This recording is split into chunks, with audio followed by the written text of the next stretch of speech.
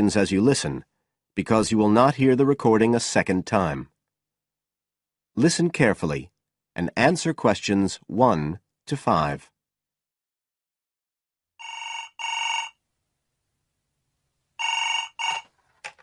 Hello? Oh, hello. I'm ringing about the advertisement in yesterday's newspaper. The one for the bookcases. Can you tell me if they're still available? We've sold one, but we still have 2 available. Right. Can you tell me a bit about them? Sure. What do you want to know?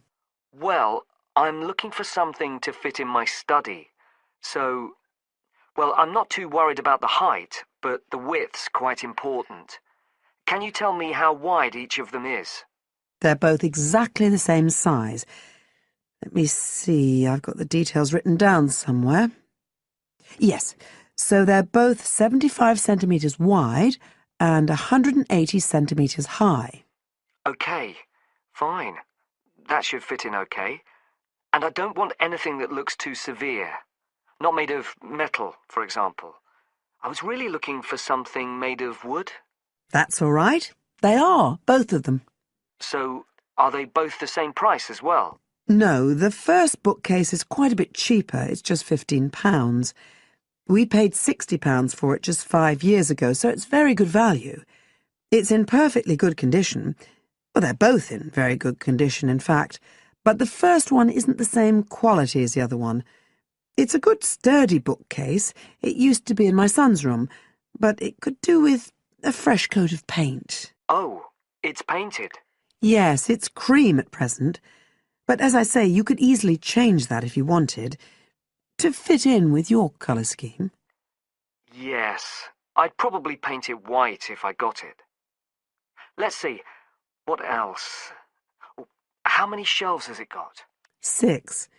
2 of them are fixed, and the other 4 are adjustable, so you can shift them up and down according to the sizes of your books. Right, fine. Well, that certainly sounds like a possibility.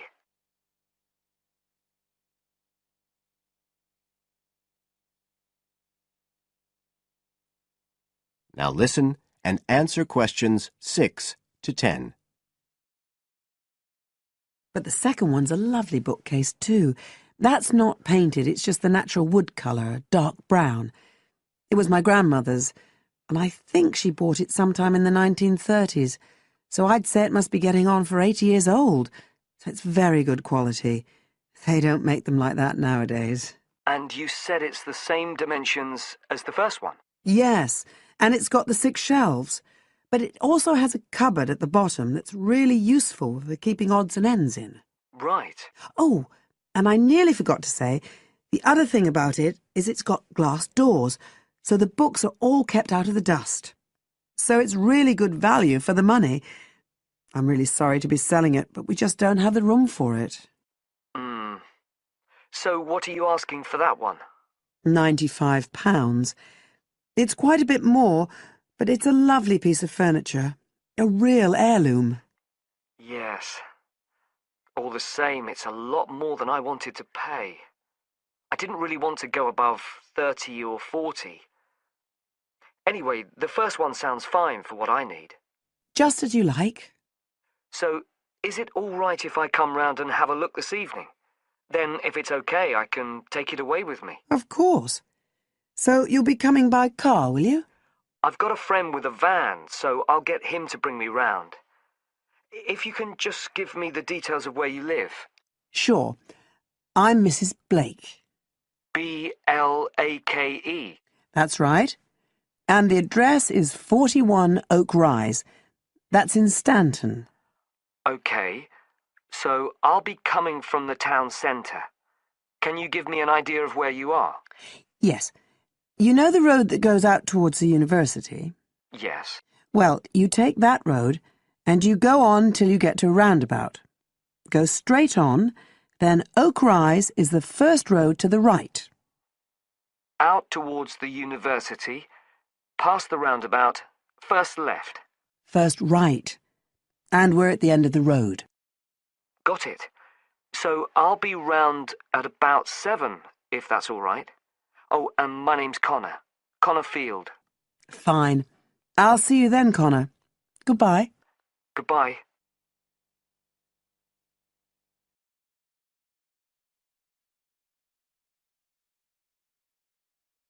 Now listen and answer questions 11 to 12.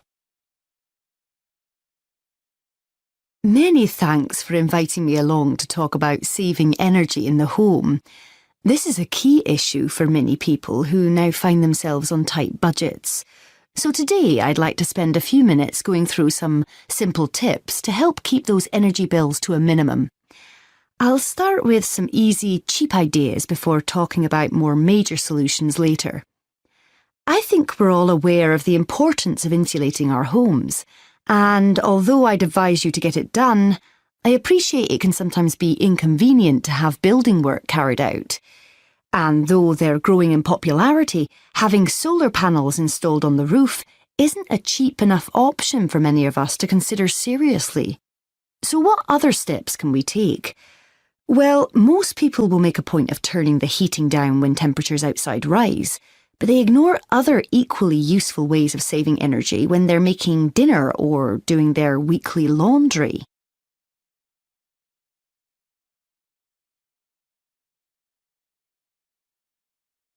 Now listen and answer questions 13 to 20. If you're living in a relatively new apartment or house, you're probably blessed with a cosy, draft-free living space. But for those of us in older properties, the chances are there are gaps all over the place where cold air is getting in. Walk around your home and place the back of your hand around window frames. Can you feel cold air coming in from outside? Get down on your knees at the doors. Is there a draft at floor level? Fix these drafts with some cheap draft excluders and savings in heating bills will begin straight away. And are you using the latest energy-saving light bulbs? I'm not recommending you go around your entire property throwing out older ones and replacing them all immediately. But next time a bulb goes, make sure you buy an energy-efficient alternative. And what about heating? If you have radiators in every room, do you need them all switched on throughout the day? If they're on timers, set them efficiently. Then there's the laptop or your TV. Do you leave them switched on overnight or on standby? Don't waste money. Turn them off. And that goes for lights as well. You'd be surprised how many people leave them on when they go out. There are also guaranteed savings to be made in the kitchen. I'm always telling my husband not to overfill the kettle when he makes a cup of tea. Why boil more water than you actually need? When you consider how many times that kettle gets used every day, you'll appreciate just how much electricity can be saved by boiling what you need and no more. And the next time you're cooking pasta or potatoes, keep a lid on the pot. The water will boil much more quickly than if you leave it off. And if you've bought yourself a pressure cooker or steamer and it's sitting in the cupboard never being used, get it out. They're much more efficient than pots and pans. Now, the refrigerator and freezer. If the fridge is next to the cooker, it's having to work harder to stay cold. But as I'm giving cheap, easy solutions here, a kitchen redesign might be out of the question. Still, there are other energy-saving steps you can take. Keep an eye on the temperature control. We often forget to turn it down in the colder winter months when a high setting is unnecessary. Also, remember to defrost the freezer frequently and try not to overfill it, as this isn't the most efficient way of using it. The washing machine is another potential money saver. A lot of people wash at 40 degrees Celsius, but it's often okay to drop the temperature down to 30 degrees Celsius with similar results. And remember to either wash full loads or select the half load programme. Again, a surprising number of people forget to do this. And is it really necessary to dry your clothes in a tumble dryer? If you have a garden or a yard, hang them outside. Or if you're drying them inside, get yourself a cheap clothes rail rather than hanging things over radiators, which robs you of valuable heat. Now, let's turn to some of the help our local council is offering to householders to save energy.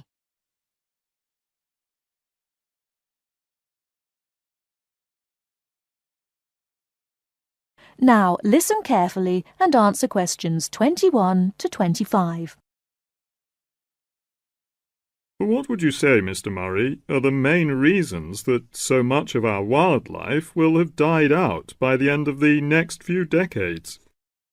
Well, Tony, we can't, of course, rule out the effect of urbanisation due to the spread of population.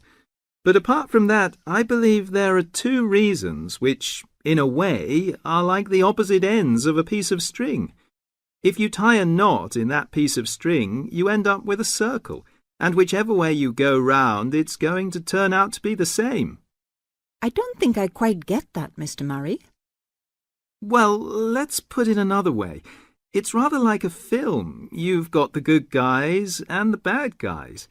They're pulling in opposite directions, but when it comes to the final showdown, it's hard to make out which is which. What are your two reasons, Mr. Murray? I call them greed and caring. Greed and caring? Yes, I know they don't seem to have much to do with one another, but think about it. The motive of greed is pretty obvious. In the course of the next few months, thousands of baby seals will be bludgeoned to death before they're even weaned from their mothers. What for?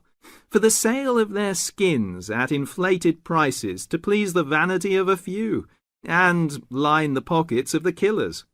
Crocodiles will be slaughtered to provide shoes and handbags for the rich. Gorillas, tigers, leopards and rhinos will be hunted for senseless sport or poached in defiance of regulations. Their skins, their horns, and their magnificent heads will be used as trophies to decorate someone's living room floor or walls. That's terrible. Yes, but it's not all. The whale, probably the most impressive and certainly one of the most intelligent sea mammals in creation, will be cruelly hunted and harpooned to make more money for the profiteers.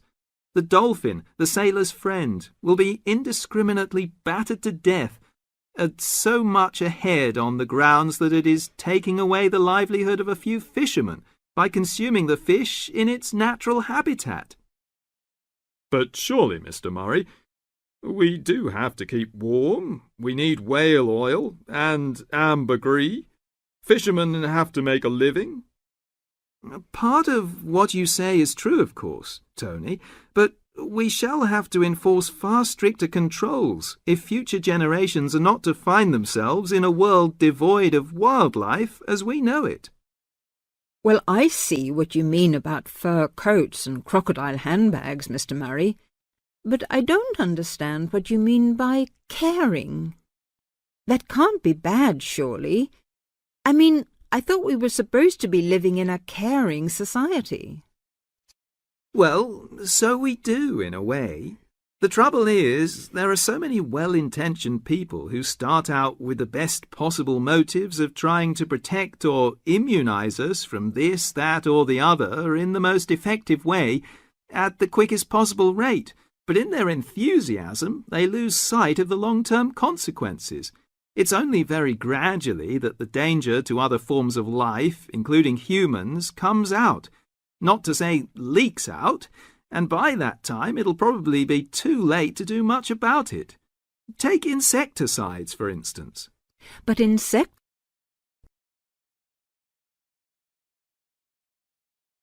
Now listen and answer questions 26 to 30. But insecticides protect crops from pests. They destroy disease-carrying mites and creepy crawlies like cockroaches. True, but nature has a way of developing her own immunity against insecticides and other pest controls, with the result that the biologists are driven to inventing stronger and stronger compounds, which, though they may annihilate the pest, nevertheless permeate the environment, are assimilated by plant and animal life, and become absorbed by the soil. Countless innocent creatures, the beaver or the mole, for example, are performing a useful task in the natural control. The alarming prospect is that as these poisons enter the foods we eat, and consequently our own systems, they'll find their way into the body of the pregnant mother and into her milk, offering incalculable risks to the unborn or newly born infant. In spite of all our technological expertise, our time is running out, We're virtually destroying ourselves.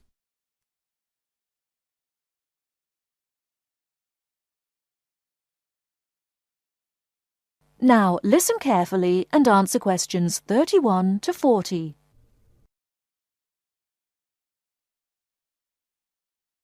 Good morning, everyone. Today we're continuing our look at funding opportunities for small startup businesses. The emergence of social media has given companies the ability to connect with fans and potential customers directly. On the back of the growth in social media, a model of raising finance has emerged known as crowdfunding. This revolutionary way of raising finance began with micro-lending in the 90s. More recently, an equity-based model has emerged that allows people to invest directly in a new company. We're going to examine this in more detail later, but let's turn first to a third model, which I'll term a fan-based model. With this model of crowdfunding, individuals are encouraged to give an amount of money to support the launch of a project or initiative without the promise of any financial return. Instead, there's a reward for donating. This contrasts with the micro-lending model, which would require a return on investment, and the equity-based scheme, which may offer shares. Crowdfunding portals or websites allow the business concerned to present the initiative along with the financial target required. There's a fixed time limit for fundraising, and if the target amount is reached, all donations are paid to the company or individual. Whether it's an author planning to write a new book, an independent film company looking to make a new film, or a technology company with an idea for an app, the person or company needing funding would turn to its fan base for support. This is managed through one of the many crowdfunding online portals that have emerged. Of course, a fan or supporter of a particular initiative is likely to give money anyway. But donation-based crowdfunding will often make donating even more attractive by offering a rewards-based incentive scheme.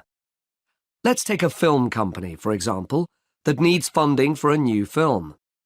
For a small set donation, the donor might be offered a free ticket to the premiere or a DVD of the film.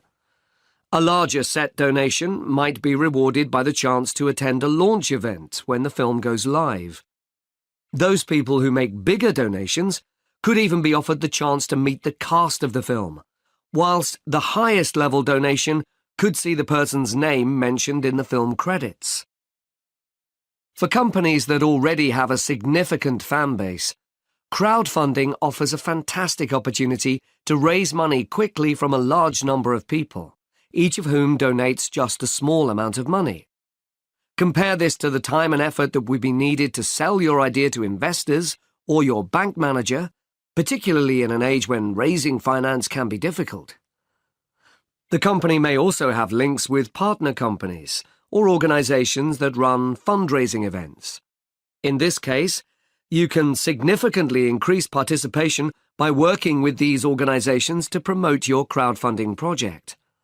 Another significant advantage is that you can reach out to your fan base for feedback on the project while it's being developed, thus making the final product more appealing. Crowdfunding enables you to raise awareness of the product at an early stage, thus increasing the potential for sales. With so many people behind you, it can also act as a great incentive to get the best possible product out on time and on budget. However, there are disadvantages to bear in mind. The model can be described as all or nothing. If you don't reach the monetary target required in the agreed time, all promises of donations are cancelled and no money is paid, leaving you back at square one.